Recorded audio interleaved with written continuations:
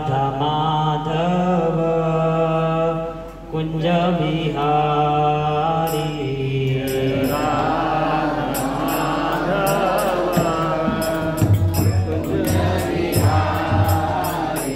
जय राधा माधव कुंज बिहारी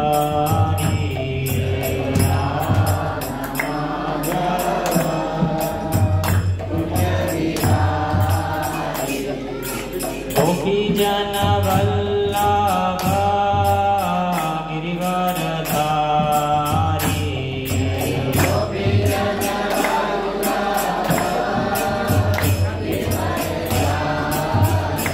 जय गोपी जन वल्लभ गिरिवरधारी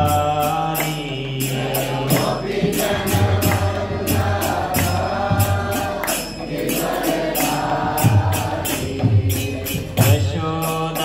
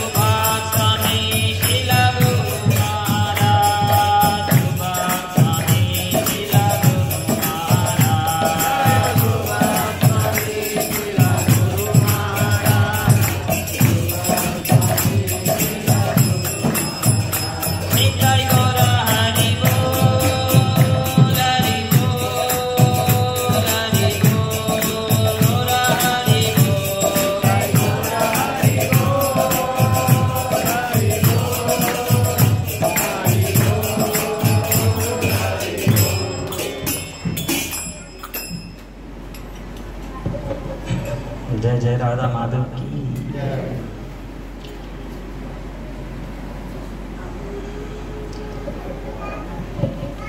तो आज की डिस्कशन शॉर्ट ही रखेंगे हम, और टॉपिक तो आप सबको पता है, जड़ भरत जी का चरित्र और जड़ भरत जी कौन थे, और इसी की हम चर्चा करने के प्रयास करते हैं।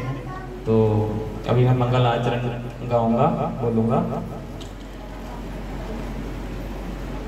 ओम अज्ञानतिमिरान्धस्य ज्ञानाञ्जनशलाकया चक्षुर्मिलितं येन तस्मै श्रीगुरुवे नमः। श्रीचैतन्यमनोभीष्टं स्थापितं येन भूतले स्वयं रूपा कदा मह्यं सुपदान्तिकं वन्देऽहं श्रीगुरून् वैष्णवान् च श्रीरूपं साग्रजातं सहगणललिता श्रीविशाखान्वितांश्च। हे कृष्णा करुणा सिंधु दीनबन्धु जगत्पते गोपेश गोपिका कान्त राधा कान्त नमस्तुते। तप्त कांचन गौरांगी राधे वृंदावनेश्वरी विश्वानुसुते देवी प्रणमामि हरिप्रिये। वाञ्छाकल्पतरुभ्यश्च कृपा सिन्धुभ्येव च पतितानां पावनेभ्यो वैष्णवेभ्यो नमो नमः।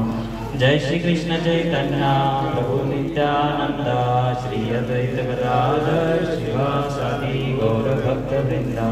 हरे कृष्णा कृष्णा कृष्णा हरे हरे, हरे राम राम राम हरे हरे।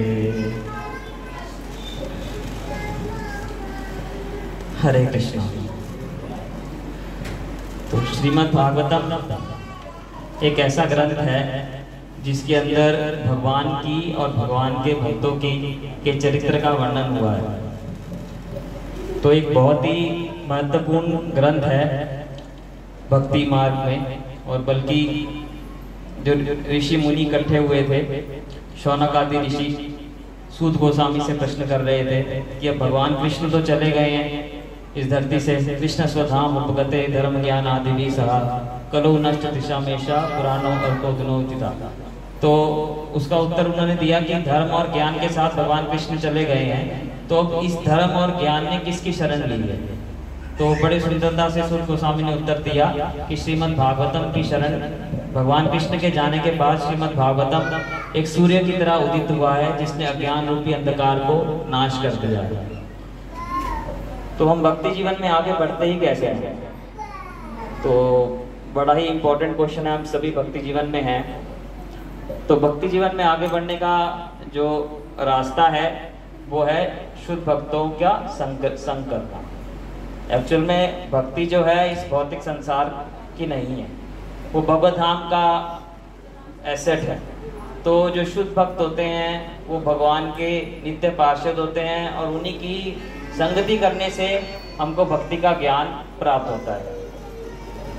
तो श्रीमद् भागवतम में बहुत सारे भक्तों का चरित्र का वर्णन है, और इसको हमको रेगुलर स्टडी करना चाहिए ताकि हम उनकी संगति कर सकें।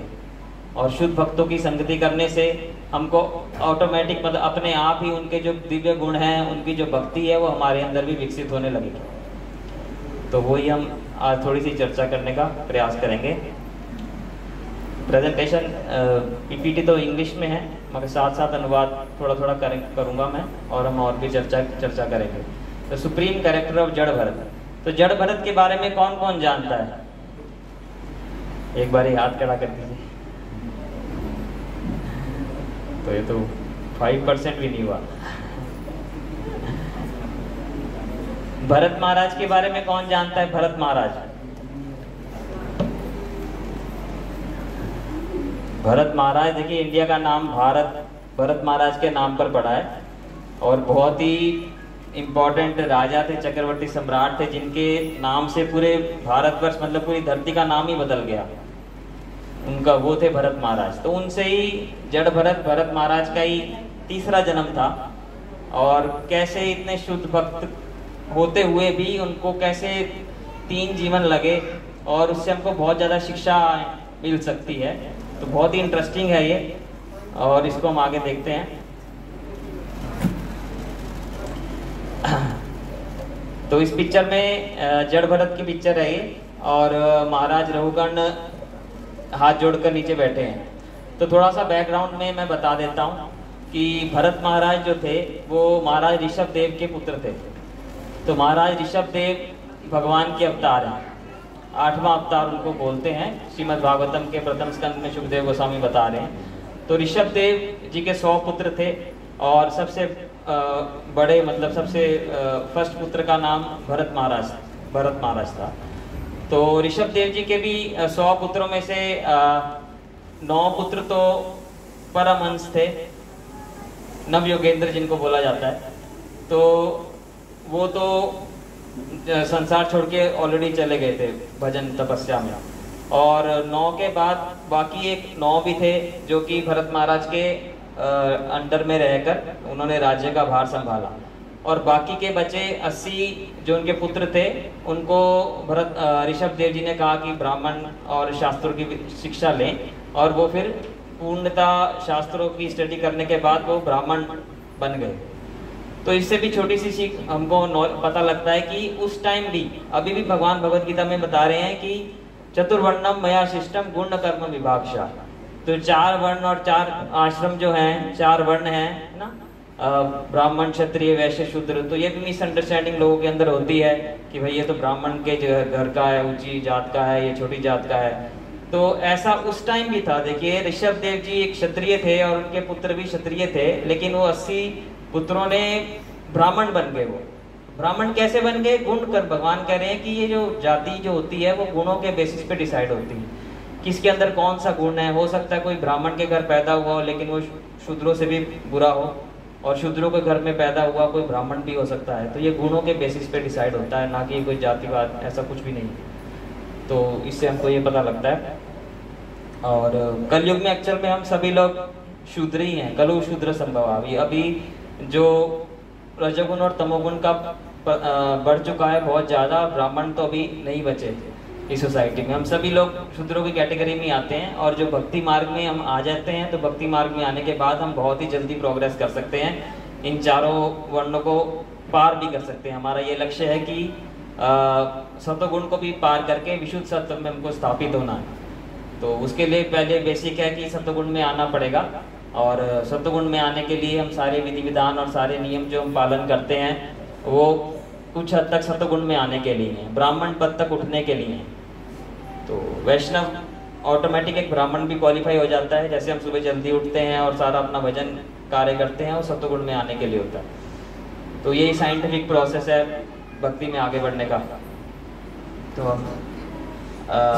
थोड़ा सा कंटेंट इसके अंदर जो प्रेजेंटेशन के अंदर है हमारा, द क्वालिटीज ऑफ जड़ भरत। जड़ भरत के जो गुण हैं, परमहंस किसे कहते हैं, और शुद्ध भक्त के गुणों के बारे में चर्चा हुई है। और जड़ भरत की शिक्षा महाराज रघुगण को बहुत सारी थी, तो कुछ इंपॉर्टेंट शिक्षाओं का भी वर्णन हुआ है, डिस्कस करेंगे हम। और शिला प्रभुपाद जी की इंस्ट्रक्शंस हैं जो इससे रिलेटेड, उसकी हम चर्चा करेंगे। और थोड़ी सी मेरी पर्सनल रियलाइजेशंस हैं, उसकी भी हम चर्चा करेंगे। तो किसी का प्रश्न को बीच में भी आता है तो वो भी पूछ सकते हैं। तो जड़ भरत के बारे में मैं बता रहा था आपको। तो कैसे भरत महाराज, कैसे उनका पतन हुआ। भरत महाराज जो थे, हमारे गुरु महाराज बताते हैं कि जैसे हम रिफ्यूज ऑफ द बॉडी को छोड़ते हैं, जैसे हम टॉयलेट जाते हैं और एकदम अपना कार्य करके बाहर निकलते हैं, उस तरह भरत महाराज ने अपना पूरा राज्य, अपना परिवार, अपनी धन संपत्ति, अपने भागवत में लिखा है अपने जानवर, पूरा साम्राज्य को बस एक चुटकी में छोड़ दिया। उनको उससे कुछ भी आसक्ति नहीं थी। जब उनका समय हुआ, उनका पुत्र भी बड़े हो गए, तो उस समय उन्होंने अपने पूरे राज्य को छोड़ के वो जंगल में चले गए भगवान का भजन करने के लिए, भगवान का ध्यान करने के लिए। तो पहले के समय में जो राजा होते थे, चक्रवर्ती सम्राट, वो राज ऋषि होते थे। राजा होते हुए भी वो सबसे टॉप क्लास के डिवोटी भक्त होते थे भगवान के, राम राज्य जिसको बोलते हैं। तो ऐसे भरत महाराज सबको छोड़ के वन में चले गए भजन करने के लिए, और वहां पर जाकर एक उनके साथ घटना ऐसी घटी, एक पूरा वो मतलब भाव के स्टेज पर भी चले गए थे। आदो श्रद्धा साधु संग भजन क्रिया नर्थ निवृत्ति निष्ठा रुचि आसक्ति भाव प्रेम। तो इतनी लंबी लाइन है और भाव देखिए कितने आगे जाके आ रहा है। ये आपको पता हो तो ये जो स्टेजेस हैं भक्ति की, आदो श्रद्धा, पहले हमको श्रद्धा होती है, तब फिर हम साधु संग करने आते हैं। सबको श्रद्धा है थोड़ी थोड़ी कि भाई यहाँ पर हरे कृष्णा सेंटर में कुछ अच्छा हो रहा है, भगवान की चर्चा हो रही है, उससे मेरा कल्याण होगा, तो इसलिए हमको श्रद्धा है सबके दिल में। आदो श्रद्धा, फिर हम आए साधु संग करने के लिए। साधु संग फिर बताएगा, सब भक्त लोग डिस्कस करते हैं, हमको हमारे सीनियर बताते हैं कि भजन करो, जप करो, कीर्तन करो। आदो श्रद्धा, साधु संग, भजन क्रिया, तो इसको बोलते हैं भजन क्रिया। भजन क्रिया करने से क्या होगा? अनर्थ निवृत्ति। तो हम सारे अनर्थ निवृत्ति की स्टेज में है, अपने अनर्थों को मुक्त करने का प्रयास कर रहे हैं। मैं भी कर रहा हूँ, आप लोग भी कर रहे हैं, मैं बोल के प्रयास कर रहा हूँ, जैसे भी मैं सेवा कर रहा हूँ, बोल के मैं कथा बोलने की कोशिश कर रहा हूँ, आप लोग सुन रहे हैं, तो ये सारी भक्ति के ही अंग हैं, तो हम वही कर रहे हैं। तो ये सब पार कर दिया था भरत महाराज ने। आदो श्रद्धा तथा साधु संग, भजन क्रिया, अनर्थ निवृत्ति, निष्ठा, रुचि, आसक्ति, भाव।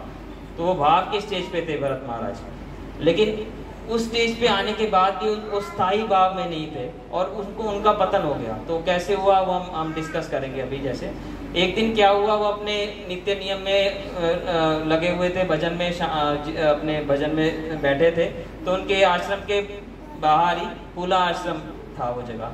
वो नेपाल में, अभी गुरु महाराज हमारे नेपाल गए थे तो वहाँ जाकर आए, तो वहाँ पर एक नदी निकल रही थी आगे से, तो अचानक एक शेर ने दहाड़ मारी। तो शेर के दहाड़ मारने से एक हिरण जो गर्भवती थी, तो वो एकदम पानी में छलांग मारी और उसी टाइम उसका बच्चा हो गया और वो उसने शरीर छोड़ दिया, वो गर्भवती हिरण ने, वो शेर की डर से, शेर के दहाड़ के मारने के डर से। तो भरत महाराज जो कि इतने, उनको दया आ गई उस हिरण के बच्चे को देख के, बोला उस हिरण के बच्चे को पानी में डूब जाएगा अगर मैं मदद नहीं करूँगा। तो एकदम से वो गए और बच्चे को ले आए, हिरण के बच्चे को, और उसको पालने लगे। तो धीरे धीरे करके उसको पालते पालते उससे उनकी आसक्ति बढ़ गई बच्चे में, एक हिरण के बच्चे में, और वो अपने भजन को वीक हो गया उनका, मतलब थोड़ा सा मन भटकने लग गया उनका। वैसे लिखा है भागवतम में कि वो जैसे जप करते हैं, हम जप करते हैं, अचानक मोबाइल बज जाता है या कोई बात हमारे दिमाग में चलती है, तो इसी तरह वो जब भजन करते थे तो उनके दिमाग में आता था अरे कोई हिरण कहीं चला ना जाए, उनको कोई शेर ना पकड़ ले, तो उनका भजन डिस्टर्ब हो गया था। तो इससे हमको बहुत बड़ी शिक्षा मिलती है सबसे पहली बात तो मेरे मन में जो आ रही है कि हमको, जैसे हम कुत्ते पालते हैं घर में, तो कितना बड़ा डेंजर है, कितना बड़ा रिस्क है ये, मतलब आसक्ति कितनी ज्यादा हमारी फंस सकती है। उससे छोटा सा एग्जाम्पल है, तो भगवान का एक कारण बना, भगवान हमको शिक्षा दे रहे थे, भरत महाराज तो बहुत ही उत्तम वैष्णव है, तो इस तरह वो हिरण से आसक्त हो गए। और एक दिन क्या हुआ, उनका भजन भी डिस्टर्ब हो गया। एक दिन वो हिरण वहां नहीं आया, उनके आश्रम में, तो उनको बहुत ज्यादा चिंता हो गई और फिर उसको रात के समय उसको ढूंढने के लिए वो निकल गए। हिरण के पाँव के निशान थे, उसके पीछे पीछे गए, तो क्योंकि अंधेरा था तो भरत महाराज वहां पर एक खाई में गिर गए, और खाई में गिर के उनका मन हिरण की चिंतन कर रहा था, और इसलिए उनको अगला जन्म हिरण का मिल गया। देखिए कितना ज्यादा साइंटिफिक है।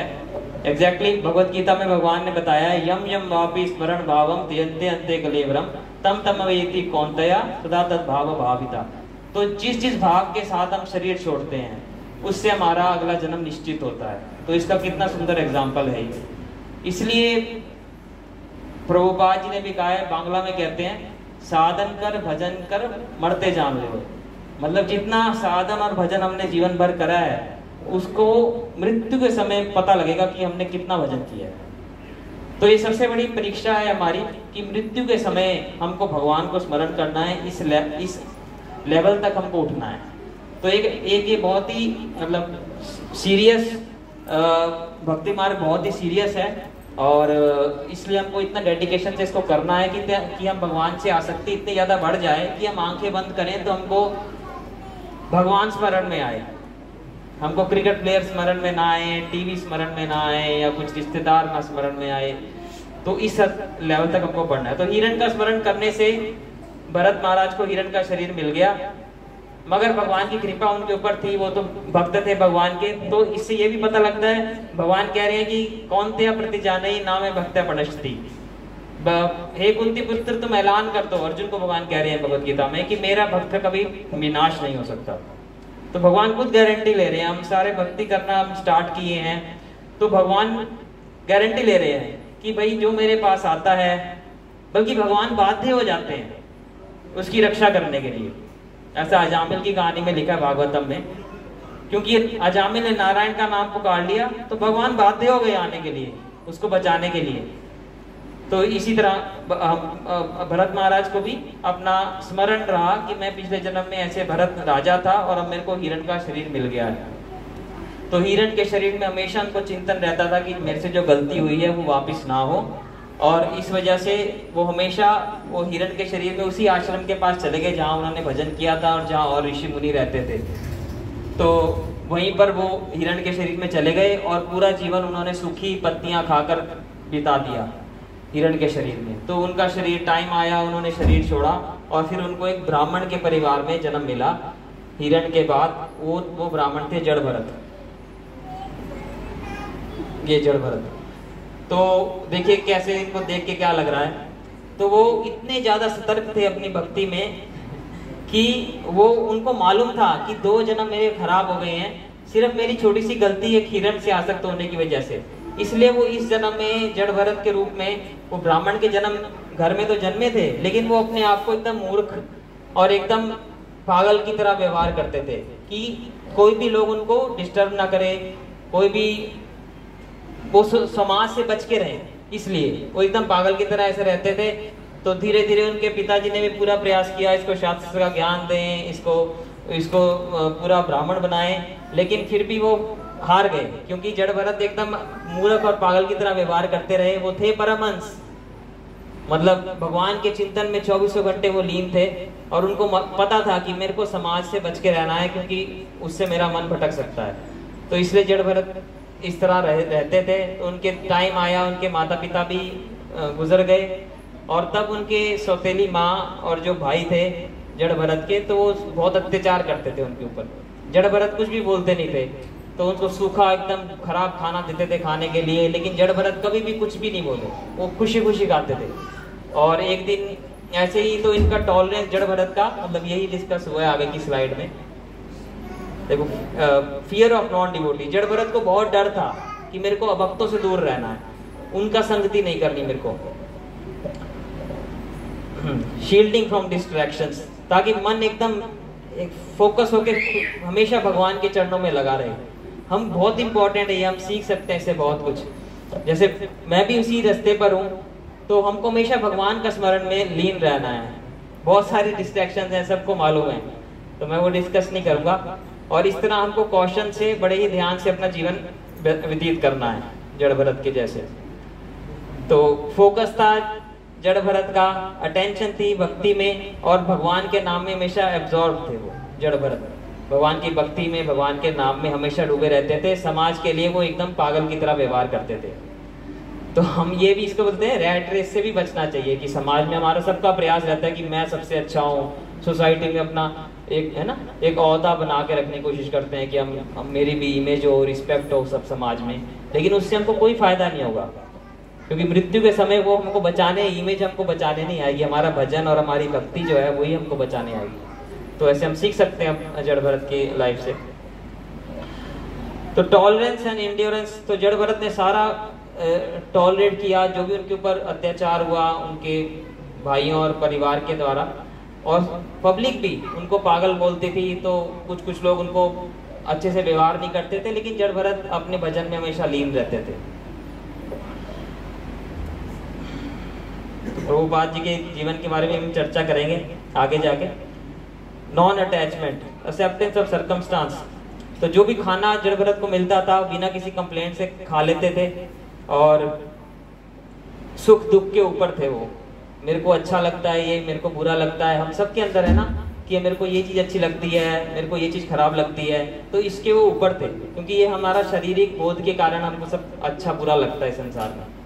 तो जो भगवान के भजन में लीन है वो किसी भी परिस्थिति में खुशी खुशी रह सकता है, चाहे उसके पास कोई भी सुख सुविधा ना हो, उसके पास किसी भी चीज की कमी हो, लेकिन क्योंकि वो भगवान के नाम में लीन है इसलिए उसको उससे प्रभाव नहीं पड़ता। तो हम ये जड़ भरत के जीवन से सीख सकते हैं। तो ऐसे एक दिन क्या हुआ, तो जड़ भरत को बोला उनके भाइयों ने कि जाओ हमारे चावल का खेत है, वो रात के टाइम उसका पहरा दो। तो जड़ भरत जी ठीक हाँ बोलते थे, किसी भी चीज को मना नहीं करते थे। तो जड़ भरत जी चले गए रात के टाइम वो पहरा देने खेत को। तो उस टाइम क्या हुआ कि अचानक वहां पर डाकू आ गए। उस टाइम डाकू थे और वो सोच रहे थे कि हम काली माता को बलि चढ़ाने के लिए एक आदमी ढूंढ रहे थे वो। तो उनको लगा ये तो बहुत एकदम परफेक्ट आदमी है जड़ भरत, एकदम इसका दिमाग भी नहीं है लग रहा आदमी की, जानवर के जैसे ही लग रहा है, तो इसी को लेकर चलते हैं, इसकी बलि चढ़ाएंगे। तो फिर जड़ भरत ने तो कुछ बोला ही नहीं, वो कुछ इंटरफियर ही नहीं करते थे, हमेशा भगवान के नाम में स्मरण रखते, उसमें लीन रहते थे। तो वो ले गए और वो भद्रकाली मंदिर कुरुक्षेत्र में है, हम लोग गए हैं, कई भक्त लोग गए भी होंगे, प्रभु जी कभी दोबारा लेकर भी जाएंगे नीलाचल प्रभु। हरि बोल। तो भद्रकाली मंदिर बहुत सुंदर मंदिर है, शक्तिपीठ है, जहाँ पर दुर्गा देवी का अपना सती का टकना गिरा था पैर। तो वहीं पर ये डाकू ले गए जड़ भरत को बलि चढ़ाने के लिए। और वहां पर जैसे ही बलि चढ़ाने लगे तो दुर्गा देवी तो वैष्णव माता बोलते हैं ना, वो वैष्णवी हैं, वो भगवान की सबसे परम भक्त हैं। तो कोई भी भक्त नहीं चाहेगा कि मेरे भक्त को कष्ट मिले। तो वैष्णवी देवी जो थी वहां पे दुर्गा, तो उनको तो बहुत कष्ट हुआ कि ये कैसे जड़ भरत जो कि परमहंस हैं, भगवान के शुद्ध भक्त हैं, उनकी बलि चढ़ाने लगे मेरे सामने।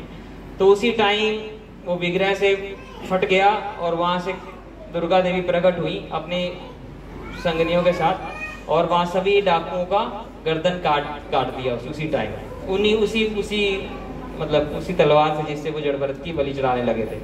तो देखिए कितना सुंदर है, डिवाइन प्रोटेक्शन है। तो इंटरवेंशन ऑफ भगवान है ना, जैसे गीता में बोला वही बात आ गई, ना मैं भक्त पनिष्ठति, भक्त का कुछ भी बिगड़ नहीं सकता। इस संसार में हम सोचें कि भक्त का यार तबीयत खराब हो गया या उसको बहुत कष्ट हो रहा है, ये सारी सुपरफिशियल मतलब बाहर की दृष्टि है, क्योंकि भक्त का ध्यान तो भगवान स्वयं रखते हैं। भक्त के जीवन में जो भी घटना घटती है वो भगवान ही उसको कंट्रोल करते हैं। तो हमको बाहर से देख के लग सकता है अरे यार वो भक्ति करने लग गया, यार वो तो बहुत गरीब हो गया, या फिर उसकी तबीयत खराब हो गई। तो ये भक्ति का हम उसको नहीं जज कर सकते, क्योंकि भक्त हम सबसे बहुत ऊपर है, जो कि भगवान के स्मरण में हमेशा लगा हुआ है, जो कि हम जज नहीं कर सकते इस लेवल पे। तो वो हमेशा भगवान की प्रोटेक्शन में रहता है। जैसे देखिए हमारे सामने एग्जांपल है, जड़ भरत को जैसी बलि चढ़ाने लगे तो दुर्गा देवी प्रकट हो गई, भगवान की जो शक्ति थी। तो ये जड़ भरत के बारे में थोड़ा सा वर्णन था कि जड़ भरत परमहंस स्टेज में थे। परमहंस कौन होते हैं तो उसकी भी हम चर्चा करते हैं। परमहंस, तो परमहंस का मतलब है हंस। हंस तो सबको पता है, हंस होता है ना पानी में रहता है हंस, हमने हंस तो पता होगा, स्वैन बोलते हैं इंग्लिश में। तो परमहंस, परमहंस कौन होते हैं तो उसकी चर्चा हम करते हैं। तो ये देखिए शास्त्रों में लिखा है, राजहंस जो होता है, राजहंस सौगंधिका लोटसिस इन मानसरोवर लेक। तो राजहंस हमेशा मानसरोवर लेक में रहता है, घूमता है। तो मानसरोवर लेक जो उच्च लोकों में पाई जाती है हिमालय में। तो और जो उसके विपरीत जो कौवे होते हैं, कौवे हमेशा गार्बेज में कूड़ेदान के पास मिलते हैं।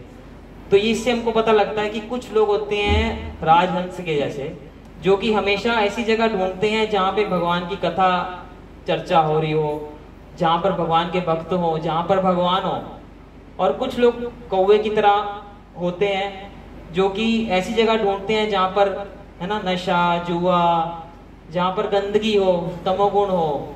तो इससे हमको पता लगता है कि हम सभी ऐसे ही हैं, मतलब हमको उस स्टेज पे आना है, परमहंस के स्टेज पे। तो इससे हम थोड़ा सा आइडिया आपको लग गया होगा।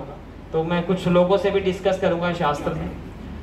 ये मुकुंद कुलशेखर राजा थे साउथ इंडिया में। तो इन्होंने मुकुंद माला स्तोत्र एक प्रार्थना लिखी है, तो उसका बहुत सुंदर श्लोक है, कृष्णा तदिया पाद पंकज पंजरांतम अद्वैतमे विशतु मानस राजहंसा प्राण प्रयाण समय कफवात पित्तई कंठावरोधना विदौ स्मरणम कुतस्ते।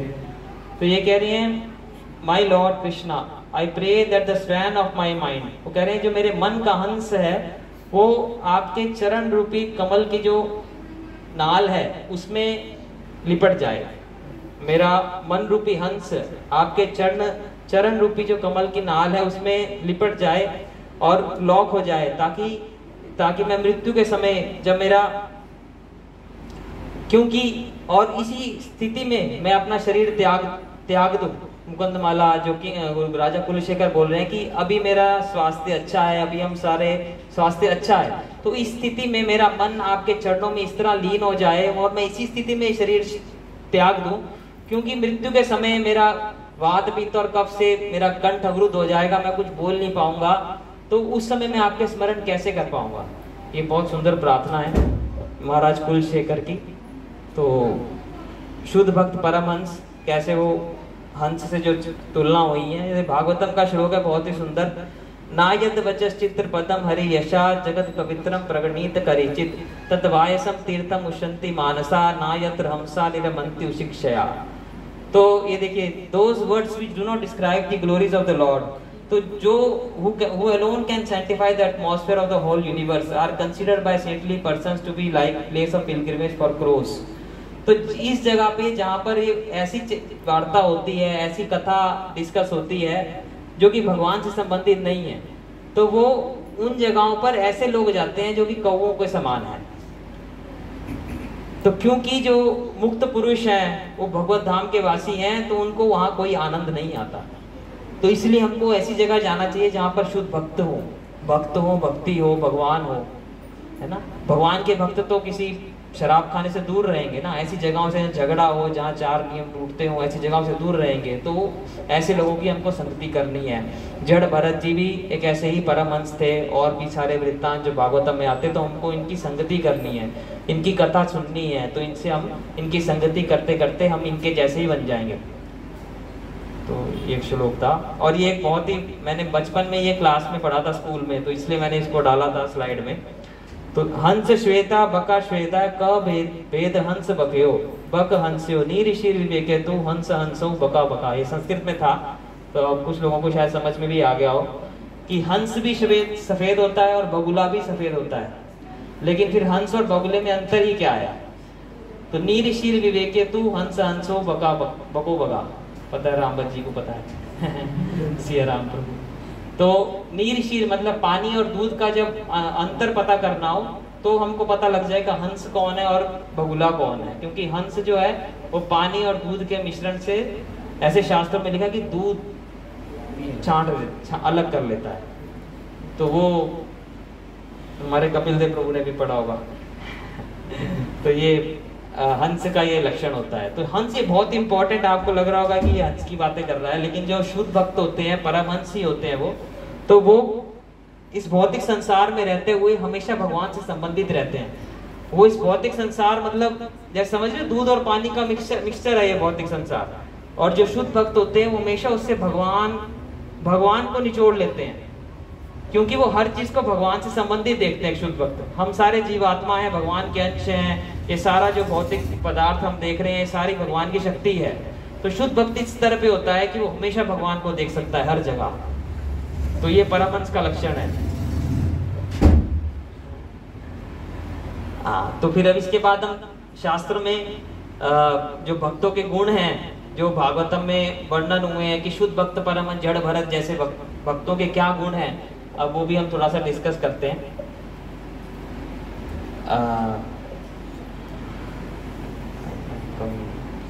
देखिए ये श्लोक बहुत ही सुंदर है चैतन्य चरितामृत में। तो ये सनातन गोस्वामी को चैतन्य महाप्रभु बता रहे हैं बनारस के अंदर। तो फटाफट पढ़ लेंगे। कृपालु अकृत द्रोहा सत्य सार क्षमा निर्दोष वतान्य मृदु सुच्य किंचना सर्वपकारक शांता कृष्णैक शरणा अकामानीय स्थिरा विजित सद्गुणा मीत बुक अप्रमत्ता मानदा मानी गंभीर करुणा मैत्रेय कवि दक्ष मौनी। तो ये 26 गुण हैं शुद्ध भक्तों के। तो ये देखिए, तो हमारे गुरु महाराज बोलते हैं, प्रभुपाद जी ने भी कहा था कि हर एकादशी को हमको इंट्रोस्पेक्ट करना चाहिए कि मेरे अंदर क्या ये गुण विकसित हो रहे हैं। मैं इतने सालों से भक्ति कर रहा हूँ, मैं हर संडे प्रोग्राम में भी आ रहा हूँ, प्रसाद भी खा रहा हूँ, लेकिन क्या मेरे अंदर ये गुण विकसित हो रहे हैं? तो उससे हमको पता लगेगा कि हम भक्ति में कितना आगे बढ़ रहे हैं। तो थोड़ा सा कृपालु मतलब भक्त जो होता है हमेशा दया करता है, कृपालु मर्सीफुल होता है, विनम्र होता है, सत्यशाल सत्य बोलता है, हमेशा सम इक्वल होता है, सबको बराबर दृष्टि से देखता है, उसके अंदर कोई फॉल्ट नहीं होता। वदान्य मैग्नानिमस, दिल उसका बहुत बड़ा होता है, मृदु माइल्ड होता है, सॉफ्ट होता है, कभी भी कर्कश शब्द में नहीं बात करेगा, शुचि, हमेशा शुद्ध रहता है अंदर से और बाहर से, अकिंचना, उसको भौतिक मटेरियल पोजेशंस में कोई वो नहीं, रुचि नहीं होती, निर्दोष, सबके लिए वेलफेयर का कार्य करता है, सबके लिए कल्याण का कार्य करता है, उसके अंदर कोई दोष नहीं होता, मृदु, सॉफ्ट, ये तो कर लिया, सर्वोपकारक, सबका उपकार करता है शुद्ध भक्त, शांत, हमेशा शांत रहता है, कृष्णैक शरणा, भगवान के प्रति हमेशा सरेंडर रहता है, भगवान का स्मरण करता है, अकामा, उसकी कोई भौतिक इच्छाएं नहीं होती ना, अनीहा, मटेरियल इक्वेशंस, उसको भौतिक संपत्ति इकट्ठी करने में कोई रुचि नहीं होती, स्थिरा, हमेशा स्थिर रहता है भक्ति में, और उसने विजित सद्गुणा, काम, क्रोध, लोभ, मोह, मद, मत्सर्य को जीत लिया होता है उसने, मीत भुख, वो हमेशा कंट्रोल में खाता है, अप्रमत्ता, वो पागलपन वाली हरकत नहीं करता, मानदा, सबको मान देता है और खुद कोई मान एक्सपेक्ट नहीं करता, अमानी, गंभीर, हमेशा सीरियस रहता है, करुणा, सबके लिए प्रति करुणा है उसके हृदय में, मैत्री, सबके प्रति वो मित्र है, कंपैशन है, फ्रेंडली है, कवि, दक्ष, मौनी, तो पोइटिक भी है, एक शुद्ध भक्त कवि भी होता है, दक्ष होता है, एक्सपर्ट होता है हर चीज में, और मौनी, शांत रहता है। देखिए बड़ा सुंदर श्लोक है, ये हम याद रख सकते हैं, हर एकादशी पे हमको ये याद करना चाहिए कि कौन कौन सा गुण हमारे अंदर विकसित हुआ है और कौन सा नहीं हुआ, तो ये बहुत अच्छा लगेगा। इसके बाद कपिल देव अपनी माता देवहूति को बता रहे हैं, तीसरे स्कंद में ये श्लोक आता है। तो कपिल देव भी भगवान के अवतार थे। तो तितिक्षवा कारुणिका सुहृदा सर्वदेयिना अजात शत्रवा शांता साधवा साधु भूषणा, तो साधु के जो भूषण है इसके बारे में बता रहे हैं। उसे स्वीकार करना, अनुकूल से संकल्प, प्रतिकूल से वर्जन, जो भक्ति के प्रतिकूल है उसे वर्जन करना, उसे ना करना, रक्षिष्यति इसी विश्वास हो, भगवान मेरी रक्षा करेंगे इसमें पूर्ण विश्वास होना, गोप्तित्व वर्णन तथा भगवान मेरा पालन करेंगे किसी भी प्रकार से, पति, भाई, बंधु, किसी भी रूप में, तो इसमें विश्वास होना कि भगवान मेरी रक्षा करेंगे, और आत्मनिक्षेप यानी कि प्रत्येक कार्य भगवान और गुरु की प्रसन्नता के लिए करना, और कार्य करने फिर भी विनम्रता का गुण रखना। षड्विधा शरणागति, 6 प्रकार के शरणागति के लक्षण। देखिए शरणागति के 6 लक्षण हैं, तो हमारे गुरु महाराज हमेशा पूछते हैं, इसको हमको याद होना चाहिए। तो 6 लक्षण शरणागति के, जैसे जैसे भक्ति में जाएंगे। फोटो देखिए किसकी है, ये फोटो वामन देव की है, और बलि महाराज हैं पैरों के नीचे भगवान वामन देव के। तो ये पूर्ण शरणागति उन्होंने वामन देव को करी थी, उनका अपना सब कुछ, अपने आप को भी भगवान को समर्पित कर दिया था। 3 पाँव की भूमि मांगी थी वामन देव ने, तो 1 पाँव से तो पूरा स्वर्ग लोक नाप दिए, दूसरे पाँव से पाताल लोक नाप दिया धरती समेत, और तीसरा पाँव रखने की जगह नहीं थी, तो बलि महाराज ने कहा कि तीसरा पाँव आप मेरे सर पे रखिए, क्योंकि अभी तक मैं बचा हूँ। वैसे भगवान ने फिर उसके तीसरा पाँव उसके सिर पे रखा, उसका सारे साम्राज्य छीन लिया, लेकिन बदले में क्या दिया, भगवान बलि महाराज के द्वारपाल बन गए सदा के लिए। देखिए भगवान किसी से कुछ लेते नहीं है, सब कुछ देते ही हैं, हमको बस भगवान की इच्छाओं के अकॉर्डिंग कार्य करना है। भगवान इतने उसके कृतार्थ हो गए उससे कि पूरे हमेशा के लिए आज भी भगवान बलि महाराज के द्वारपाल हैं, जो कि वितल ऐसे कुछ लोअर लोक में वहां पर राज करते हैं बलि महाराज। तो ये मैं परमहंस के गुण डिस्कस कर रहा हूँ कि प्योर शुद्ध भक्तों के क्या क्या गुण होते हैं जड़ भरत के अंदर जो थे। तो ये 12 महाजन है, बहुत ही फेमस, सबको मालूम है ये कि हम महाजन गेन का पंथा। तो ये प्रश्न पूछा था युधिष्ठिर महाराज से कि रास्ता का पंथा, रास्ता क्या है? तो महाजन ये न गता सा पंथा, तो जो रास्ते पर महाजन गए थे, ये 12 महाजन है, हमको इनको फॉलो करना है। तो ये रास्ता हमारे जीवन का होना चाहिए। कौन कौन ये 12 महाजन है? स्वयंभू ब्रह्मा जी, नारदा नारद मुनि, शंभु शिव जी, कुमार चतुर कुमार, कपिल मुनि, मनु स्वयंभू मनु, प्रहलाद महाराज, जनक महाराज, भीष्म पितामह, बलि महाराज, सुखदेव गोस्वामी, व्यास की जो व्यासदेव के पुत्र हैं सुखदेव गोस्वामी, और वयम मतलब यमराज। वयम बोल रहा है मैं, यमराज बता रहा है ये यमदूतों को। जब यमदूत पूछे कि अजामिल को बचाने कौन आया, धर्म किसको मालूम है, तो यमराज बता रहा है कि ये 12 महाजन है, इनको धर्म पता है, तो इन्हीं को हमको जीवन में पालन करना है। तो जड़ भरत की शिक्षा, तो एक ऐसे क्या हुआ, एक दिन क्या हुआ, जड़ भरत को जो राजा थे उस समय के, वो महाराज रघुगण थे। तो महाराज रघुगण पालकी में एक बारी जा रहे थे, और पालकी उठाने के लिए किसी सेवक की जरूरत पड़ी। तो जो उनका जो हेड सेवक था तो उसको जड़ भरत दिखे तो बोले कि ये तो बहुत हट्टा कट्टा है। जड़ भरत जी बहुत हट्टे कट्टे थे कि भाई ये पालकी अच्छे से उठाएगा। तो जड़ भरत को वो पकड़ के ले आए। अब जड़ भरत कुछ मना तो करते नहीं थे, तो जड़ भरत को ले आए और उनको पालकी पकड़ा दी कि भाई आप राजा की पालकी उठाओ। तो राजा महाराज रघुगण थे, तो जब वो चल रहे थे तो पालकी कांपने लगी, टेढ़ी मेढ़ी होने लगी। राजा बड़ा परेशान हो गया। तो राजा बोला कि क्यों मेरी पालकी को ऐसे तुम लेकर जा रहे हो, मेरे को इतना तकलीफ हो रही है, मैं तुमको पता नहीं मैं राजा हूँ, तुमको अभी तुम्हारा मतलब तुमको जेल में डाल सकता हूँ, तुमको पनिशमेंट दे सकता हूँ। सभी बोले बस इसी की गलती है, ये जड़ भरत ये नया बंदा जो लेकर आए हैं इसी की गलती है, ये ठीक से नहीं चला रहा। तो क्या हो रहा था कि जड़ भरत जो उनके आगे जो रास्ते में चींटियां वगैरह आ रही थी, तो जड़ भरत चींटियों को बचाने के लिए कि कुचली ना जाए, वो कभी पैर इधर रखते थे कभी इधर रखते थे, उससे पूरी पालकी हिल रही थी और राजा परेशान हो जा रहा था अंदर। तो देखिए वो किसी को मारना नहीं चाह रहे थे जड़ भरत। तो उस समय महाराज रघुगण जो थे उनको इतना गुस्सा आया, उन्होंने एकदम बुरा भरा जड़ भरत को बोल दिया कि भाई मैं राजा हूँ, तुम्हारा इतना हट्टा कट्टा शरीर है, ऐसा लगता है कि तुम्हारे अंदर तो शरीर ही नहीं है, तुम तो दुर्बल व्यक्ति हो। व्यंग मारने लगे, व्यंग से बात करने लगे उनको जड़ भरत को। तो उस समय जड़ भरत ने जवाब दिया, उत्तर दिया। तो पूरे भागवतम में इसमें जड़ भरत जो रघुगण जी को शिक्षा दे रहे हैं, तो आगे 3 चैप्टर इसके पूरे भागवतम के इसके ऊपर है। तो क्या जड़ भरत ने महाराज रघुगण को बताया पूरा उनका जो अहंकार था कि वो अपने आप को राजा मान रहा था। तो तब राजा रघुगण की आंखें खुल गई कि ये तो एक शुद्ध भक्त है, एक ऐसे इस रूप में है, जड़ भरत के ऐसे रूप में एकदम पागल के जैसे दिखाई दे रहा है, लेकिन ये तो शुद्ध भक्त हैं। तब महाराज रघुगण ने उनको मतलब सरेंडर कर दिया और की बोला कि मेरे को ज्ञान दीजिए, शिक्षा दीजिए, ताकि मैं इस भौतिक जो मैं अपने आप को राजा समझ के भौतिक संसार में फंसा हूँ उससे उसको पार कर सकूं। तो उसके 2 श्लोक हम लेंगे उस शिक्षाओं के। तो जड़ भरत ने बहुत सुंदर शिक्षा दी थी। इस श्लोक के अंदर मन के बारे में बता रहे थे कि फोटो में भी ये जड़ भरत ही है और नीचे महाराज रघुगण बैठे हैं। तो this uncontrolled mind is the greatest enemy of the living entity. जो हमारा मन है हमारा सबसे बड़ा शत्रु है। इफ वन निग्लेक्ट्स इट और give it a chance it will grow more and more powerful. तो मन को हमेशा नियंत्रण में रखना होता है। तो हमारे गुरु महाराज बताते हैं कि भक्ति सिद्धांत महाराज जी ने कहा था कि रात को सोने से पहले 100 जूते मारने चाहिए मन को, और सुबह उठने के बाद 100 झाड़ू मारने चाहिए डेली। मन एक ऐसा है तो इसको हमको कंट्रोल करके रखना पड़ता है, नहीं तो मन हमको कहीं भी दूसरी गलत दिशा में ले जाता है। तो although it is not factual, मन सत्य नहीं है।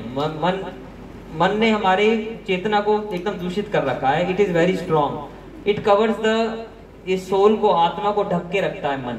आप सबको मालूम, हम सबके पास मन है, कितना बदमाश है मन। अब कल मैं चाह रहा था ना, सब देख रहे होंगे मतलब कई लोग देख रहे हैं, क्योंकि पूरा अटैचमेंट हो जाता है उसके अंदर। ये मन ही तो करता है ना ऐसा अटैचमेंट। अगर भगवान के चरणों में लग जाए तुम्हारी, क्यों ना हम भौतिक संसार आराम से पार कर लेंगे। एक बॉल भी मिस करने का मन नहीं करता था। ऐसे खैर सबका अपना फीलिंग, मेरे को है ऐसा, मेरे रिलेशन है, मैं भी ऐसा महसूस किया हूँ कभी।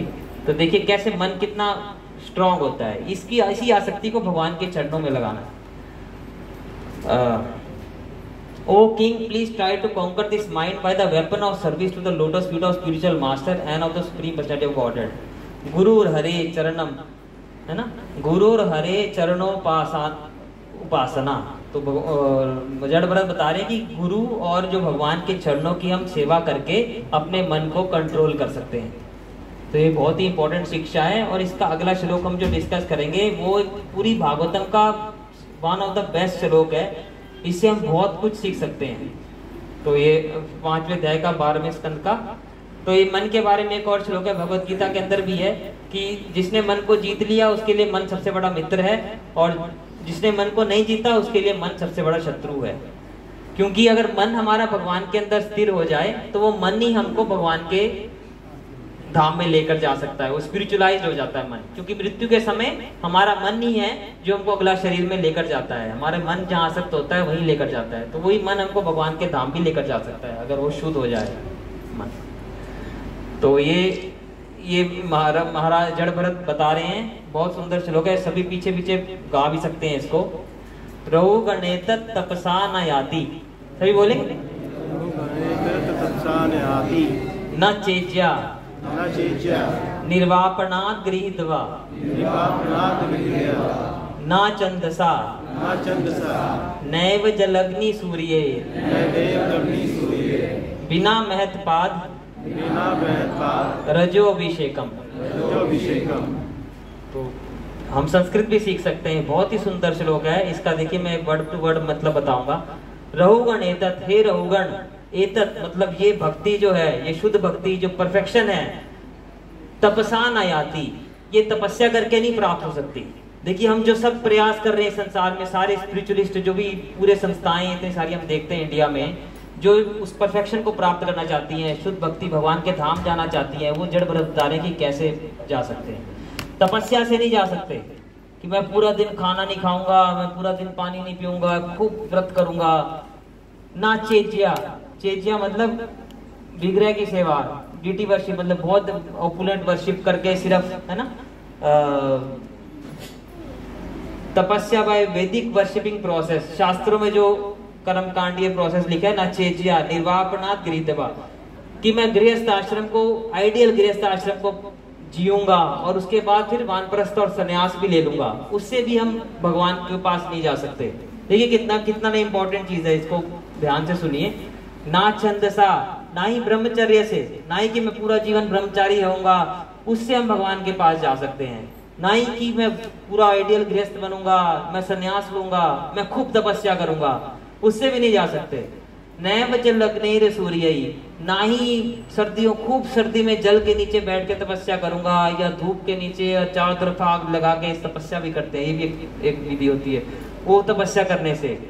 बिना महत्पाद रजोभिषेकम, बिना शुद्ध भक्त के चरण धूलि को से स्नान करिए हम भगवान के पास नहीं जा सकते। तो देखिए एकदम क्लियर बता दिया है, ये शॉर्टकट है। एक्चुअल में जो इंटेलिजेंट है वो एकदम से मान जाएगा, लेकिन हमारे अंदर अहंकार रहता है, इस वजह से हम सरेंडर नहीं कर पाते हैं। अगर हम शुद्ध भक्त को शरणागति कर लें उसकी, प्रभुपाद जी हमारे गुरु महाराज शुद्ध भक्त के चरणों में चले जाएं, इतने सारे भक्तों का वर्णन हुआ है भागवत में, तो हम बहुत ही जल्दी भगवान के पास जा सकते हैं। क्योंकि शुद्ध भक्त की प्रॉपर्टी, भगवान जो है शुद्ध भक्त की प्रॉपर्टी है। कृष्णा से तोमार कृष्ण दीते पारो, कृष्ण ऐसे ही हैं, कृष्ण एक मतलब भगवान ऐसे हैं कि वो प्रॉपर्टी होते हैं कुछ लोगों के।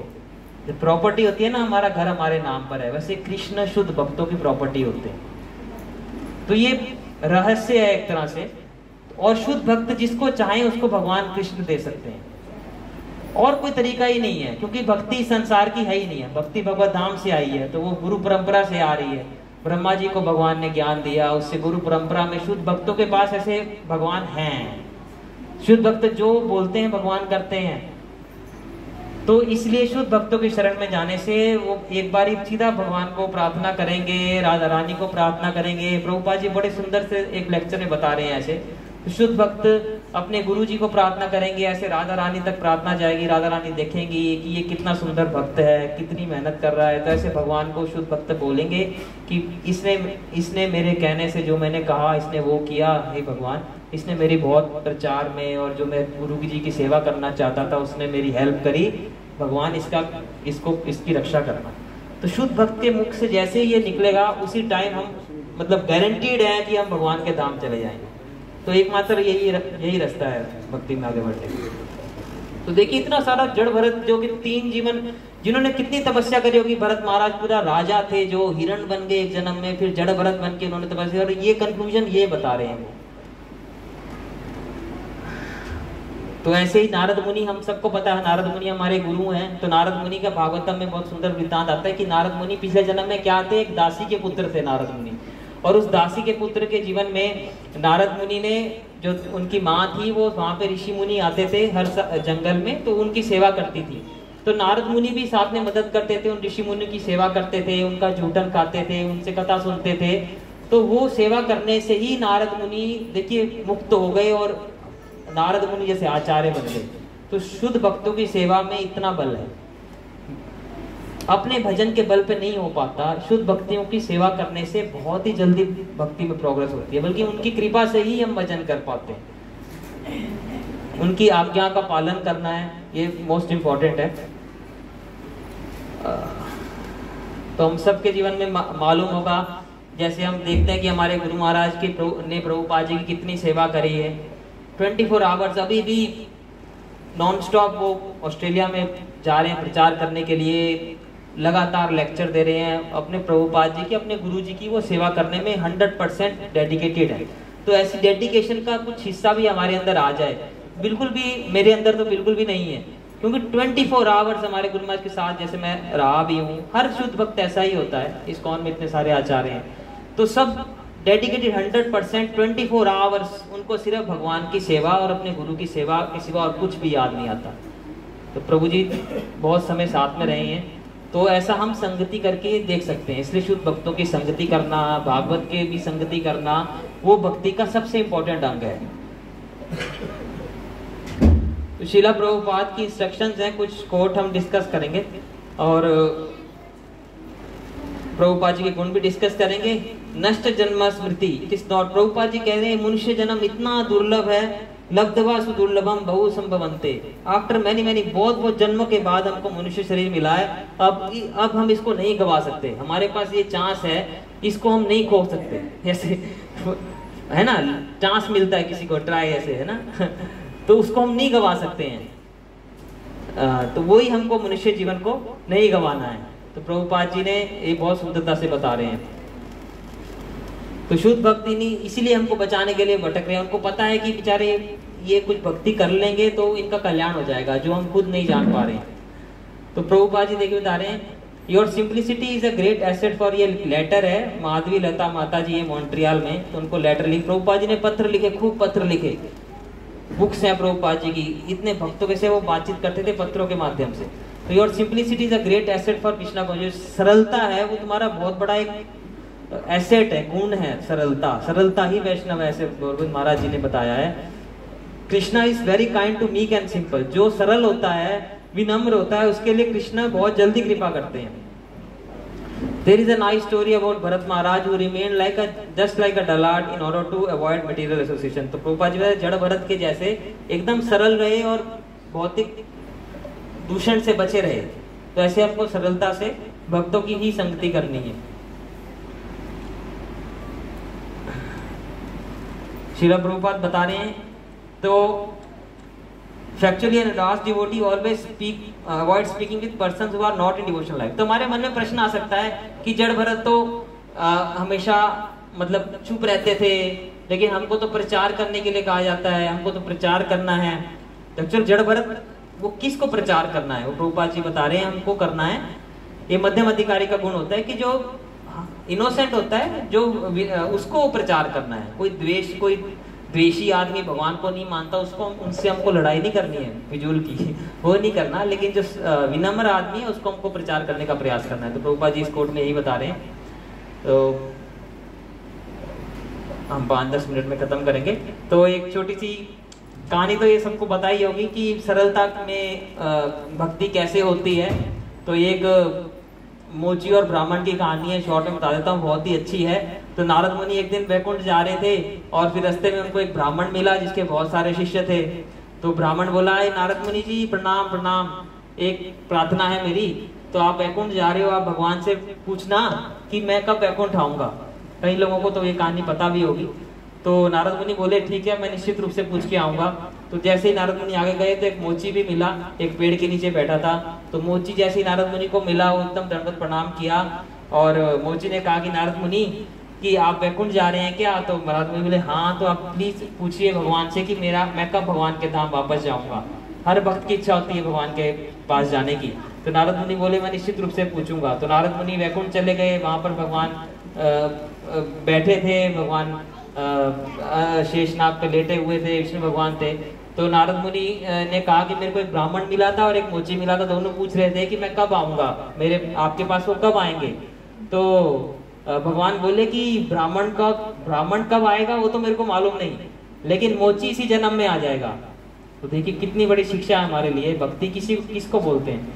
तो नारद मुनि हैरान रह गए, बोले ब्राह्मण के तो कितने शिष्य हैं, 100 शिष्यों को पढ़ा रहा है वो, और आप कह रहे हो कि ब्राह्मण का कब वापस आएगा मालूम नहीं।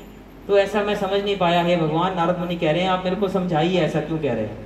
तो भगवान बोले कि आप बस तुम वापिस जाओगे हे नारद, तब वो तुमसे पूछेंगे कि मैं क्या कर रहा था, वैकुंठ में क्या कर रहा था। तुमको बस इतना ही बोलना है कि मैं एक सुई की छेद में से एक हाथी को इधर से उधर और उधर से इधर कर रहा था। तो नारद मुनि कहे भगवान भी कितने मतलब क्या बोलते हैं, तो वो बोले ठीक है मैं ऐसे ही करूँगा। तो नारद मुनि वापस गए और तब पहले हमारा ब्राह्मण मिला। तो ब्राह्मण ने कहा ये नारद मुनि आप वापस आ गए, तो आप मेरे को ये बताइए कि भगवान वहां पर क्या लीला कर रहे थे, क्या कर रहे थे। तो नारद मुनि बोले कि अरे भगवान तो वहां पर एक हाथी को सुई की छेद में से इधर से उधर और उधर से इधर कर रहे थे। तो ब्राह्मण को तो गुस्सा आ गया। उसने कहा नारद मुनि आप तो झूठ बोल रहे हो, आप तो गए ही नहीं हो, आप झूठे झूठे साधु हो, आप तो गए ही नहीं हो वैकुंठ, आप तो ऐसे ही बोल रहे हो। उसको बिल्कुल भी विश्वास ही नहीं था, ऐसे कैसी बात नहीं, मन गढ़ंत बात आप कर रहे हो। तो श्रद्धा भी नहीं थी उसको, उनको पूरी। वो वेद पाठ सब जानते थे, वेद उनको चाहे चारों वेद पढ़े हों, पढ़ा भी रहे हों, लेकिन उनको भगवान में श्रद्धा ही नहीं थी उनको, है ना, शरणागति ही नहीं थी। तो आगे जाके जब मोची मिला तो मोची पूछा भगवान क्या कर रहे थे। तो नारद मुनि बोले कि भगवान तो हाथी को सुई की छेद से इधर से उधर उधर से इधर कर रहे थे। तो मोची नाचने लग गया, एकदम गाने लग गया, अरे हे भगवान कितने महान है, भगवान तो कुछ भी कर सकते हैं, मेरे भगवान कितने महान है। तो नारद मुनि को रोकने पड़ा, रुको रुको अभी नाचो मत, अब मेरे को बताओ जरा आप नाच क्यों रहे हो, तुमको विश्वास कैसे हो गया मेरी बात पे। तो मोची बोला कि देखो मैं इतने बड़े बरगद के पेड़ के नीचे बैठ के रोज जूता सिलाई करता हूँ, और इस बरगद के पेड़ में देख कितने सारे फल लगे हैं, छोटा छोटा फल होता है बरगद का, और हर फल के अंदर कितने कितने 100 से ज्यादा बीज होते हैं, छोटे छोटे बीज होते हैं। तो वो मोची बोला कि अगर हर बीज के अंदर भगवान इतना बड़ा बरगद का पेड़ छिपा सकते हैं, तो एक हाथी को सुई की छेद से इधर से उधर उधर से इधर क्यों नहीं कर सकते। तो देखिए कितना विश्वास था उस मोची को, भगवान के ऊपर कितना विश्वास था। तो इससे हमको पता लगता है कि भक्तों के क्या लक्षण होते हैं। एक्सटर्नली बाहरी रूप से कोई लगे कि बहुत बड़ा है, बहुत बड़ा साधु है, लेकिन ऐसा हो ना भी हो, उसको भगवान पे विश्वास होना चाहिए। तो ये सरलता का गुण जो जड़ भरत के अंदर था, उसी को मैंने बताने के लिए थोड़ा डिस्कस किया। और हम थोड़ा सा प्रभुपाद जी के बारे में चर्चा करेंगे कि प्रभुपाद जी ने कितना ज्यादा जो टॉलरेंस था प्रभुपाद जी के अंदर, सहनशीलता थी, तो उसका इसमें अंदर दिखाया है। देखिए फोटो के अंदर जलदूत शिप खड़ी है। तो जलदूत में प्रभुपाद जी ने क्या किया था, किसको मालूम है, बताइए। यूएस गए ना सर जलदूत में। हाँ जी हाँ। तो 60s में प्रभुपाद जी जलदूत शिप में बैठ के कितना टाइम तो शिप के अंदर बैठ के प्रभुपाद जी अमेरिका गए थे। तो ये वही शिप है, असली फोटो है ये जलदूत शिप की। तो इस शिप के अंदर प्रभुपाद जी को स्किंदिया शिप स्टीम नेविगेशन कंपनी की जो मालकिन थी उसने पास दिया प्रभुपाद जी को बैठने के लिए। तो इस कार्गो शिप के अंदर प्रभुपाद जी को शायद 2 महीने से ज्यादा लगे बोस्टन पहुंचने के लिए इंडिया से। तो आप लोगों को ये को पता होगा। और प्रभुपाद जी की उम्र उस टाइम 70 साल थी। और देखिए इस उम्र में प्रभुपाद जी जब रिटायरमेंट की एज होती है, घर बैठना होता है, प्रभुपाद जी ने इतना अपने गुरु की आज्ञा को पालन करने के लिए किया। और रास्ते में प्रभुपाद जी को 2 हार्ट अटैक भी आए, उसको भी सहन किया। बोस्टन पहुंचने के बाद प्रभुपाद जी के पास कहाँ जाएं कुछ पता नहीं था। 40 रुपए थे, एक टाइपराइटर था और कुछ बुक्स थी, वो भी चोरी हो गए प्रभुपाद जी के। टाइपराइटर भी चोरी हो गया। तो किसी के घर गए थे, वो नॉन वेज खाते थे। सोचो प्रभुपाद जी वृंदावन में रह के जा रहे हैं और प्रभुपाद जी वो एक ही बर्तन से मतलब कुकिंग भी कर रहे हैं, टॉयलेट भी जा रहे हैं। उसको कितना टॉलरेट करना पड़ा प्रभुपाद जी को, हम सोच भी नहीं सकते हैं। तो हम अगर प्रभुपाद जी को ऐसे शुद्ध भक्तों को हम इनका चरित्र सुनेंगे, कुछ पालन करने का कोशिश करेंगे, उसी में हमारा उद्धार हो जाएगा। तो ये सारे मैंने देखिए क्या क्या टॉलरेट किया प्रभुपाद जी ने। थोड़ी थोड़ी बातें मेरे को याद आई थी। सबसे पहले तो प्रभुपाद जी ने दिल्ली में सबसे पहले मैगजीन प्रिंट करने के लिए वृंदावन से डेली लोकल ट्रेन चलती थी तब वृंदावन रोड से, और दिल्ली आते थे उसके अंदर, और धूप में आते थे। कितनी मेहनत करी अकेले। पब्लिशिंग बुक मैगजीन क्या नाम था, back to Godhead magazine print करने के लिए जाते थे। तो धूप में जाते थे। प्रभुपाद जी को चक्कर भी आए, गिर भी गए प्रभुपाद जी एक बारी। तो उसके बाद फिर जलदूत की यात्रा करी प्रभुपाद जी ने, हार्ट अटैक भी आया प्रभुपाद जी को। फिर तीसरा हार्ट अटैक भी आया बाद में, उसको भी प्रभुपाद जी सह गए भगवान की कृपा से। भगवान प्रभुपाद जी के सपने में आए कि तुमको कुछ भी होगा नहीं, मैं तुम्हारी रक्षा करूंगा। ऐसे उनकी जीवनी में लिखा है कि कितनी बार प्रभुपाद जी कोशिश करते थे, कुछ प्रचार नहीं हो पा रहा था वहां पे बोस्टन में जाके। कितनी बार प्रभुपाद जी ने जाके ऑफिस में पता किया कि अगला शिप इंडिया कब जा रहा है। प्रभुपाद जी की तबियत भी खराब थी, प्रभुपाद जी का सब चोरी हो गया था। हर बारी पता करने गए कि कब अगला शिप जा रहा है, लेकिन कभी भी शिप पे चढ़े नहीं। तो प्रभुपाद जी को ये पूरा इतना विश्वास था कि नहीं, मेरे को गुरु जी की आज्ञा पालन करने आया हूँ, उसको पूरा करके ही जाऊंगा। तो 1-2 साल 1.5 साल तक प्रभुपाद जी ऐसे ही घूमते रहे और कुछ ठोस नहीं हो पाया। फिर प्रभुपाद जी न्यूयॉर्क गए और वहाँ पे जाके एक पार्क के अंदर टॉम्स्किन स्क्वायर पार्क, उसमें जाके कीर्तन करने लगे। हिप्पीज के बीच में सारे नशेड़ी लोग थे, वो हिप्पीज जो कि सबको पता है हिप्पी कल्चर चल रहा था तब, नशे में धूत रहते थे, उनके बीच में कीर्तन किया।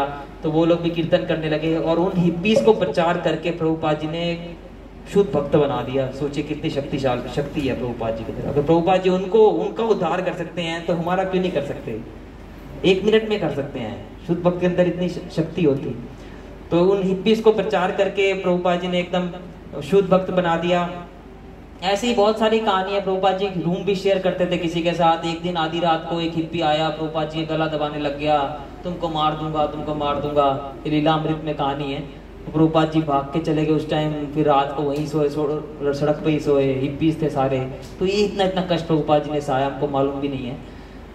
उसके बाद फिर खाना बनाते थे सबके लिए, हर हफ्ते में 3 दिन प्रोग्राम होता था। खुद कुकिंग करते थे, लेक्चर भी देते थे, उनको खिलाते भी थे, उनके बर्तन भी बाद में साफ करते थे और फिर उनको खिलाते भी थे। वैसे लिखा है कि एक आदमी तो 16 रोटी खाता था, प्रभुपाद 16 रोटियां खिलाते थे उसको, सबको खिलाते थे खुद बना के। सोचिए कितना प्रभुपाद जी ने मेहनत करी है। और तभी इतना बड़ा इस्कॉन आज हम देख रहे हैं, सारे वर्ल्ड में फैला हुआ है। दुनिया के हर ऐसा कोई कंट्री नहीं है जहाँ पर इस्कॉन है। प्रभुपाद जी की ये असीम शक्ति जो है प्रभुपाद जी की, उसी की वजह से हुआ है। तो ये कुछ प्रभुपाद जी का जो गुण है टॉलरेंस का, जो कि शुद्ध भक्तों का एक गुण है बहुत सारे गुणों में से, तो उसका थोड़ा सा मैं चर्चा करना चाहता था। और बस मेरी तरफ से इतना ही है आज। और किसी का कुछ प्रश्न है तो वो पूछ सकता है।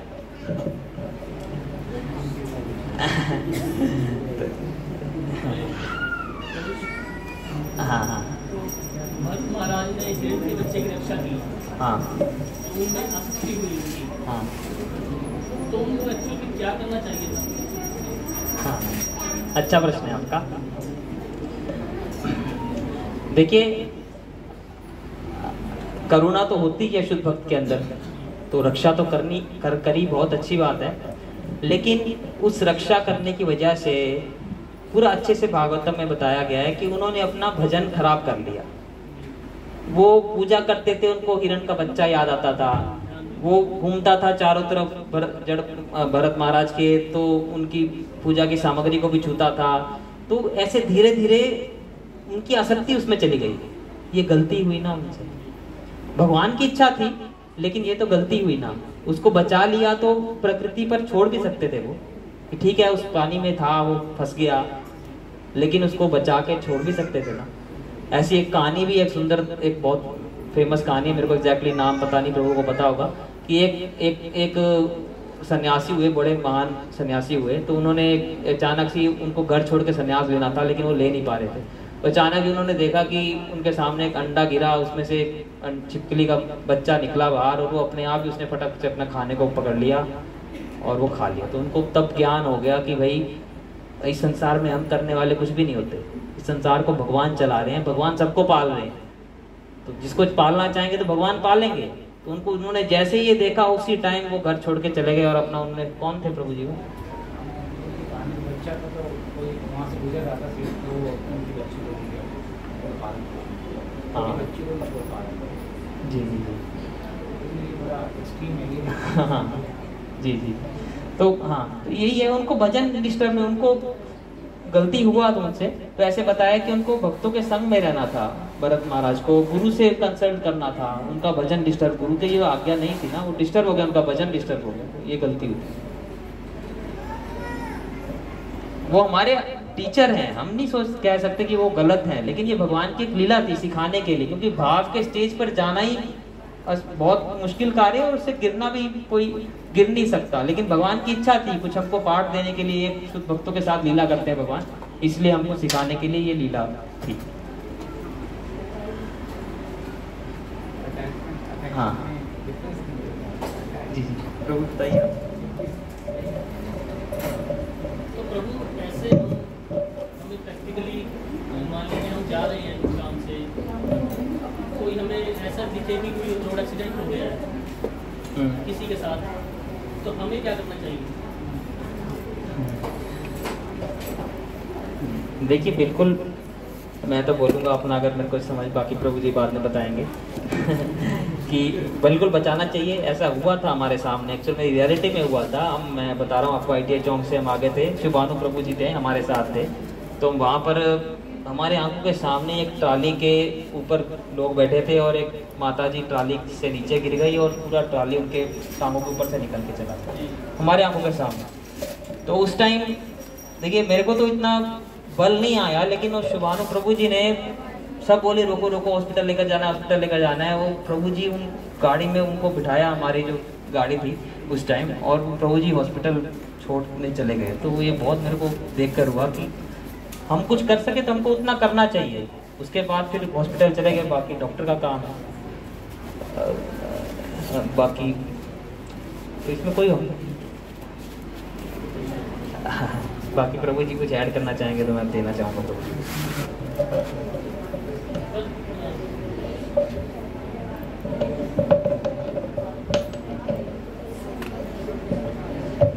हरि बोल। सबको प्रभु जी का क्वेश्चन समझ में आया? हरि बोल। कई बार हमारे जीवन में ऐसा कश्मकश होता है कि हमें कहाँ तक जाना चाहिए, तो इसमें एक छोटा थिन लाइनिंग डिफरेंस है अफेक्शन और अटैचमेंट में। अफेक्शन होना बहुत इंपॉर्टेंट है क्योंकि ये भगवान का एक गुण है, ठीक है, लेकिन भगवान भी किससे अटैच नहीं रहते। अटैचमेंट में क्या है, फिर वो सेल्फिश मोटिव आ जाता है कि हाँ वो भी रेसिप्रोकेशन होगा, ऐसा होगा। एक ना भरत महाराज बहुत सुंदर भजन कर रहे थे, और इवन इस भाव के स्टेज में प्रभु जी बता रहे हैं उनको शंख चक्र गदा पद्मा ये दर्शन होना शुरू हो गया था। ये कोई छोटा मोटा बात नहीं है, मतलब इस लेवल पे। लेकिन वो अफेक्शन रखा उन्होंने स्टार्टिंग में, वो अच्छा था तो करना भी चाहिए था इंडिया का बच्चे, लेकिन उसके बाद उनसे अटैच हो जाना, हर समय उन्हीं के बारे में सोचते रहना, तो फिर भगवान की कृपा है कि भगवान जिसका प्रति इनका अटैचमेंट था भगवान ने फिर वही शरीर दे दिया। तो ऐसा ही हम तो इतना एक्सट्रीम में अभी नहीं, लेकिन लाइटर मूड में हमें हमेशा सोचना चाहिए। प्रभुपाद बताए हैं कि हम जिस चीज से अटैच रहेंगे तो हमें वैसा ही, जैसे कई लोग अपने पैसों से अटैच हैं कि हमें ऐसा है, ये चाहिए वो चाहिए, तो फिर हो सकता है वो अगला जन्म, ऐसा एक कहानी आता ना संतोष का ना किसका, तो अगला जन्म में वो क्या बोलते हैं कुत्ता बन के वहां पे घूम रहा था, फिर उसी पैसों के पीछे। तो फिर नारद मुनि वहीं आते हैं, बोलते हैं अरे तुझे इतनी बार बोला था चल भगवत धाम चल, तू भगवान का भजन कर, मनुष्य जन्म मिला है तेरे को भगवान का भजन करने के लिए, तू क्यों ऐसे लग रहा है। तो कहते हैं उस समय तो उसने मना कर दिया, लेकिन अगला जन्म में जब कुत्ता बन गया तब भी मना कर रहा है, तब भी बोल रहा है ये लोग इतने बेवकूफ हैं। तो आदमी अटैचमेंट के कारण वहीं पे घूमते रहेगा। फिर अगला जन्म क्या मिला, सांप का मिला, फिर उसी के बच्चे उठा उठा के फेंक रहे हैं इसको, फिर चिपकली का मिला, तो ऐसे ही आ गया कि तो हम अटैच एक चीज से रहेंगे तो हम उसी में फंसे रह जाएंगे। बेटर अफेक्शन है, ठीक है उतना तक, और अफेक्शन होना मतलब बहुत अच्छा एक गुण है अफेक्शन, तो उसमें क्या बोलते हैं वो नहीं है, लालच नहीं है कुछ। अटैच लोग क्या होते हैं देखिए, बोलना चाहिए, लेकिन बहुत ज्यादा अटैच, अपने घर वालों से अटैच होना ये भी बड़ा रिस्की है। फिर वो उस कर्म के लिए कितने उग्र कर्म करते रहता है। अगर कोई अपने बच्चों के साथ किसी का, ऐसे बहुत सारे उदाहरण है जहाँ पे जो पॉलिटिशियन नेपोटिज्म जो हम सुनते हैं अभी फिल्म इंडस्ट्री में नेपोटिज्म, तो ये कैसे दिखता है, सब अपने बच्चों से अटैच। धृतराष्ट्र क्या था, जब तक अफेक्शन था तब तक ठीक है, लेकिन जो अटैच था अपने, वो देख भी रहा इतना गलत कर रहा है, लेकिन अटैच है तो वो निकल नहीं पा रहा है। वो अपने परिवार के लिए इतने उग्र कर्म करते चला गया, उसका पूरा वंश तहस नहस हो गया। तो अटैच कोई अगर हो जाएगा, किसी भी चीज से अटैच हो जाएगा कि मुझे इससे कुछ लाभ हो जाएगा तो मैं कैसे भी करके इससे लाभ ले लूं, तो उसका पूरा मिल तो जाएगा, उस समय लाभ मिल तो गया उसको साम्राज्य, लेकिन पूरा तहस नहस। इंद्रप्रस्थ भी मिल गया, लेकिन लास्ट में क्या हुआ, खुद का लाइफ भी नहीं बचा, सारे 100 पुत्र मर गए, सब मर गए। ये बहुत बड़ा एग्जाम्पल है, शास्त्र का उदाहरण है। शास्त्र कभी भी गलत नहीं है, शास्त्र एकदम एक्यूरेट बात है। कोई भी चीज से अटैच होंगे अल्टीमेटली विनाशी होगा, कोई भी चीज से। अफेक्शनल रहना बहुत जरूरी है, क्योंकि उसमें हम लोग जानते हैं कि सब भगवान का बनाया हुआ है, सब भगवान से अटैच हैं, तो हमें उनकी सेवा करनी है। फैमिली से अफेक्शनेट रहना है, फैमिली को अफेक्शनेट रह के उनकी सेवा करनी है कि ये लोग भी भगवान के भक्त हैं और इनको भक्ति में आगे बढ़ने का मौका मिलना चाहिए। लेकिन उनसे अटैच हो जाएंगे तो फिर उनको जो चाहिए वही करने के लिए, है ना, ये चोरी करेंगे, उल्टे पुल्टे काम करेंगे। ये संक्षिप्त में और भी किसी का कोई क्वेश्चन है जो पूछ सकता है आज के संदर्भ में? किसी और का कोई प्रश्न है? एक हो सकता है कि जड़भरत का केस में उनको अगर भूत का संग भी होता था तो ये पतन वगैरह को सुनने से बच जाता था, बिकॉज वो अकेला था, उसके अटैचमेंट में पड़ गया। हाँ बिल्कुल बिल्कुल ऐसा, बिल्कुल इस स्थिति में तो इसलिए बोलते हैं कि नियोफाइट स्टेज में हम ऐसे निर्जन भजन, बिल्कुल ऐसे प्रभुपाद जी ने मना किया है ना, उस स्टेज पे है ही नहीं है कि भाई मैं अकेले जाके भजन करूंगा या मैं राधा कुंड चले जाऊंगा। तो हमको हमेशा भक्तों के संगति में, इसलिए इस्कॉन बनाया ना, प्रभुपाद जी ने कहा मैंने इस्कॉन इसलिए बनाया ताकि सबको एक मौका मिले कि आपस में मिलकर एक एसोसिएशन, इंटरनेशनल सोसाइटी बनाई ताकि सब मिलकर भगवान की भक्ति कर सके, क्योंकि अकेले भक्ति करना माया के संसार में बहुत मुश्किल है। ये बात आपकी ठीक।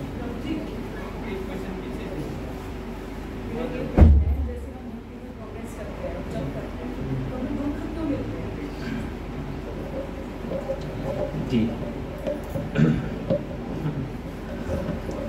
देखिए, दुख तो सबके जीवन में आते ही हैं, लेकिन जो भक्त होता है ना, तो ब्रह्मा जी की ये प्रार्थना है, बड़े सुंदरता से ब्रह्मा जी बता रहे हैं कि जब भक्त को दुख आता है तो वो ऐसा सोचता है कि मेरे को तो इससे 1000 गुना ज्यादा दुख आना चाहिए था, मैंने तो बहुत ही मतलब कितने जन्मों में मैं भगवान को भूल के आया हूँ, इससे भी ज्यादा मतलब पनिशमेंट का मैं अधिकारी हूँ, इससे ज्यादा दुख आना चाहिए था मेरे को, लेकिन मेरे भगवान इतने अच्छे हैं कि इतना ज्यादा मतलब पाप या भगवान को भूल के आने के बाद भी भगवान मेरे को थोड़ा सा कष्ट देकर छोड़ रहे हैं, ऐसा भक्त सोचता है। देखिए प्रॉब्लम तो सबके जीवन में आएगा, क्योंकि कितने जन्मों से हम इस भौतिक संसार में फंसे हैं, हमको खुद ही गिनती नहीं है कितने जन्मों में हम क्या क्या योनियों पार करके आए हैं।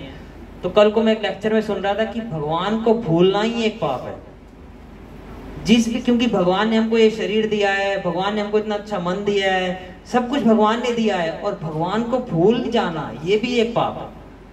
तो बोलो भगवान को भूल के तो हम कितने जन्मों से आ रहे हैं, तो कितने बड़े पापी हैं एक तरह से तो भगवान। लेकिन भगवान इतने सुंदर है, इतने महान है, भगवान कह रहे हैं मेरी शरण में जाने से ही, अजामिल का केस देख लीजिए, भगवान को अनजाने में भगवान का नाम लेने से भी जन्मों जन्मों के पाप धुल सकते हैं हमारे।